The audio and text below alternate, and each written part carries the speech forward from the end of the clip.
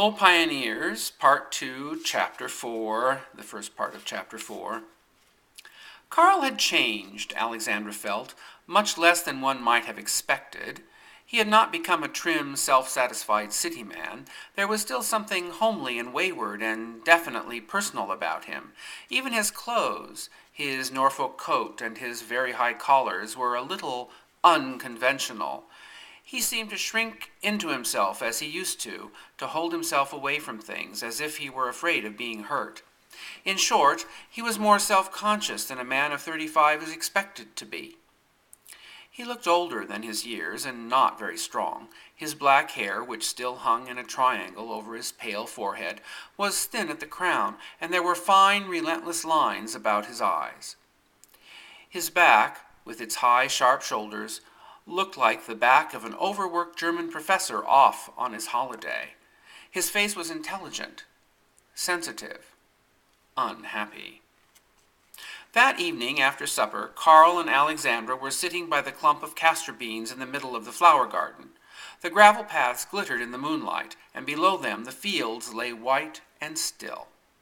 "Do you know, Alexandra," he was saying, "I've been thinking how strangely things work out. I've been away engraving other men's pictures, and you've stayed at home and made your own." He pointed with his cigar toward the sleeping landscape. "How in the world have you done it? How have your neighbors done it?" "We hadn't any of us much to do with it, Carl. The land did it. It had its little joke. It pretended to be poor because nobody knew how to work it right, and then all at once it worked itself. It woke up out of its sleep and stretched itself, and it was so big, so rich, that we suddenly found we were rich, just from sitting still. As for me, you remember when I began to buy land. For years after that I was always squeezing and borrowing until I was ashamed to show my face in the banks, and then, all at once, men began to come to me offering to lend me money, and I didn't need it. Then I went ahead and built this house. I really built it for Emil. I want you to see Emil, Carl. He is so different from the rest of us." "How different?" "Oh, you'll see. I'm sure it was to have sons like Emil and to give them a chance that father left the old country. It's curious, too. On the outside, Emil is just like an American boy. He graduated from the State University in June, you know. But underneath, he is more Swedish than any of us. Sometimes he is so like father that he frightens me. He is so violent in his feelings like that." "Is he going to farm here with you?" "He shall do whatever he wants to," Alexandra declared warmly. "He is going to have a chance, a whole chance. That's what I've worked for. Sometimes he talks about studying law, and sometimes just lately he's been talking about going out into the sandhills and taking up more land. He has his sad times like father, but I hope he won't do that. We have land enough at last," Alexandra laughed. "How about Lou and Oscar? They've done well, haven't they?" "Yes, very well, but they are different, and now that they have farms of their own, I do not see so much of them. We divided the land equally when Lou married. They have their own way of doing things, and they do not altogether like my way, I'm afraid. Perhaps they think me too independent, but I have had to think for myself a good many years, and am not likely to change. On the whole, though, we take as much comfort in each other as most brothers and sisters do, and I am very fond of Lou's oldest daughter. I think I like the old Lou and Oscar better, and they probably feel the same about me. I even, if you can keep a secret," Carl leaned forward and touched her arm, smiling, "I even think I like the old country better. This is all very splendid in its way, but there was something about this country when it was a wild old beast that has haunted me all these years. Now when I come back to all this milk and honey, I feel like the old German song, Wo bist du, mein geliebtes Land. Do you ever feel like that, I wonder?" "Yes, sometimes, when I think about father and mother and those who are gone, so many of our old neighbors." Alexandra paused and looked up thoughtfully at the stars. "We can remember the graveyard when it was wild prairie, Carl, and now—" And now the old story has begun to write itself over there, said Carl softly. Isn't it queer? There are only 2 or 3 human stories, and they go on repeating themselves as fiercely as if they had never happened before, like the larks in this country that have been singing the same 5 notes over for thousands of years.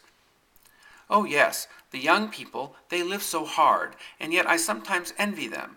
There is my little neighbor now, the people who bought your old place. I wouldn't have sold it to anyone else, but I was always fond of that girl.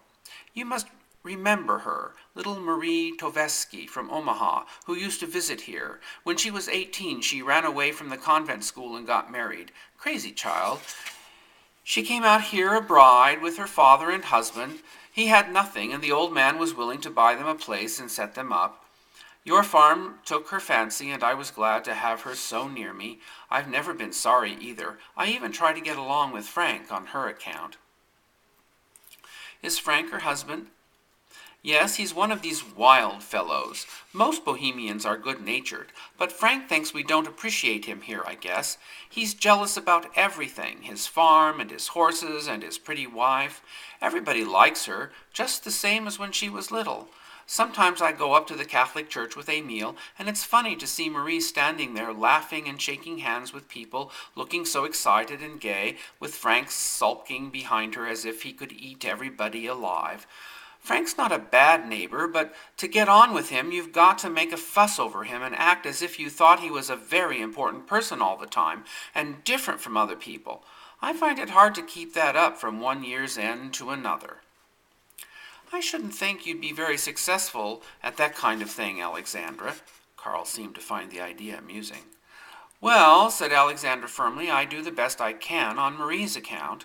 She has it hard enough anyway. She's too young and pretty for this sort of life. We're all ever so much older and slower, but she's the kind that won't be downed easily. She'll work all day and go to a Bohemian wedding and dance all night and drive the hay wagon for a cross man next morning. I could stay by a job, but I never had the go in me that she has. When I was going my best, but I never had the go in me that she has when I was going my best. I'll have to take you over to see her tomorrow. Carl dropped the end of his cigar softly among the castor beans and sighed. Yes, I suppose I must see the old place. I'm cowardly about things that remind me of myself. It took courage to come at all, Alexandra. I wouldn't have if I hadn't wanted to see you so very, very much. Alexandra looked at him with her calm, deliberate eyes. Why do you dread things like that, Carl? She asked earnestly. Why are you dissatisfied with yourself? Her visitor winced. How direct you are, Alexandra, just like you used to be. Do I give myself away so quickly? Well, you see, for one thing, there's nothing to look forward to in my profession. Wood engraving is the only thing I care about, and that had gone out before I began. Everything's cheap metalwork nowadays, touching up miserable photographs, forcing up poor drawings and spoiling good ones. I'm absolutely sick of it all, Carl frowned. Alexandra, all the way out from New York, I've been planning how I could deceive you and make you think me a very enviable fellow, and here I am telling you the truth the first night. I waste a lot of time pretending to people, and the joke of it is, I don't think I ever deceive anyone. There are too many of my kind. People know us on sight.